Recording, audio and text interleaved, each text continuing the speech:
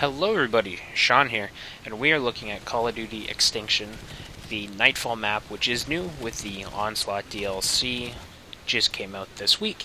And we are looking at sections 2 and 3 of the Nightfall map, so if you haven't seen the first video where we go over section 1, make sure to go back and watch that, as you will see about the lockers, some information on how to kill that boss and get to this section where we are at. So Nightfall, like the previous map, is split up into multiple sections. In this case, there's 4. The first section, you clear out, you fight a boss. Then section 2 and 3 regrouped up because you actually just fight just waves and waves and waves. There is no boss in sections 2 and 3 in the basic sense of a large creature that is a boss. The final waves for section 2 and 3 are pretty difficult, so you could consider them boss waves, but there isn't a primary boss in the traditional sense. Section 2 is really where you're going to see whether or not you have a good group that's going to work together. So by that I mean, do you have 4 weapon specialists? Because if you do, you're probably going to have a pretty bad time here. The group you see me running with, I'm the only weapon specialist. We have 2 medics, I believe, and 1 tanking class, whose name I can never remember. But it works out really well for us because basically I'm the one dishing out most of the damage, so my primary focus was leveling up my weapons. I leveled up my handguns to the point where I could dual wield, or not dual wield, but so I could carry 2 primary weapons, and then I focused on leveling up my grenade launcher so I had an alternative weapon I could open fire with at any time as long as I had money. Of course, you can have the death machine in that place, or actually, I would suggest probably the death machine or the grenade. I would actually suggest the death machine, but if not, then the grenade launcher. If you don't have either of those, then maybe you should level up on point of contact, or just do a few runs of Nightfall to level up to the point where you do have those. As for the medics and your other class and your teammates, you're definitely just going to want to have good communication, so you have someone doing ammo, preferably a specialty ammo, explosive, or armor piercing. You're going to need someone doing armor. If you're lucky, maybe someone brought feral instincts or another team booster skill like that. If not, ammo and armor will do just fine. And then all 4 of us, and this is a good tip for any group, all 4 of us leveled up our sentry turrets a bit. I leveled up mine the least because I did want to focus primarily on damage, since I was the only weapon specialist. But if you have 2 weapon specialists, or if you have a couple engineers where they're really going to make the turrets shine, definitely make sure you level up the turrets. That also is going to depend a lot on how many challenges you're able to complete. Fortunately for us, I think we only failed 3, maybe 4, so we actually were able to level up pretty significantly, enough to max out two rows entirely, and I think almost a third one, I believe it was. But anyways, to the actual action here.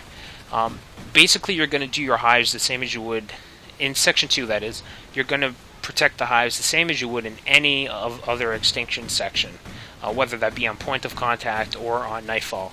Just have general defensive turrets surrounding everything.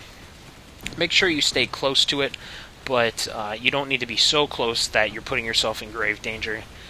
After you destroy the first hive in Section 2, all subsequent hives will begin spawning rhinos. Typically only 1, until much later on, then they might do 2 or 3. But it will start as just 1. So it's just going to be teamwork. Make sure you're killing the right targets quickly, so rhinos take precedent over anything. As soon as you see a rhino spawn, your weapon specialist and pretty well everyone should be focusing down the rhino. If you have a grenade launcher or death machine, it's a good time to whip that out. Make sure that rhino goes down quickly. When you're just fighting the normal aliens, make sure you're focusing on the scorpions. That's the one. They jump around a lot, but more importantly, they shoot that yellow acid, and having damage over time pools of acid on the ground is just really, really bad. It can cause so many unnecessary problems, and if someone goes down in them, it makes it really difficult to pick them up. So as a weapon specialist, you definitely want to be focusing on those, but even if you're not, even if you're an engineer or a medic, if you see a scorpion jumping around, try to kill it if you have a moment of spare time. Once you finish the final hive in the second section, big alien will show up, as you saw in the video. He'll knock some stuff around and open a doorway so you can go into the weapon facility. You will get an achievement when you walk in here, on the first time anyways. And then, basically you're going to do the same thing again. This is the third section of the map. You don't have any bosses, again, but you do have very close quarters fighting. This is going to be to the benefit of the weapon specialist because he's going to be doing more damage. Typically, that class is going to carry LMGs, so the closer the enemies are to the barrel of the gun, the more damage you're going to do. As for the other classes, just make sure you're setting up your defenses appropriately. Because this is pretty tight quarters action, the turrets are actually really, really useful because they're all going to be shooting basically the same targets. There's not a lot of stuff that's going to get in their way. Again, everything's so compact that it's basically like shooting fish in a barrel. Like, the turrets are going to hit just tons and tons of enemies. So make sure you have tons of turrets up and that they're being replaced if they're being destroyed, and all that jazz. Again, you're going to kill about 3 hives, I think, 3 to 4, and then the room will grow foggy, and this final hive will spawn at the top of the map. So you're going to go up there, and basically, same thing again. Put your turrets so that they're facing mostly inwards. You can see, as we walk around, we're going to get attacked, and the turrets will shoot at the targets attacking us, making our job just a little bit easier. If you see any scorpions, make sure you take them out. This platform at the top of the map isn't that big. A couple pools of acid will completely just cover this top area. There will be rhinos spawning, and this time they're not going to wait till the end of the round. They will be spawning mid-round, so make sure you're ready for that. Your weapon specialist hopefully has his grenade launcher or death machine leveled up so that he can just tear through them quickly. You saw I was able to take that one down. Unfortunately, I took myself down with it, or he took me down. Either something happened that I went down. But before this video ends, one quick little tip. In the middle of this whole area, there is a hive, and once you kill it, it opens up a room with a bunch of guns in it. These are the venom guns. They're the alien weapons. Make sure you pick them up. I believe there's 2 in there, but there might be more. Make sure you pick them up. They're very, very useful for the boss, and I can't stress, I would put 100 varies in front of that if I could without it seeming silly. Make sure you pick them up.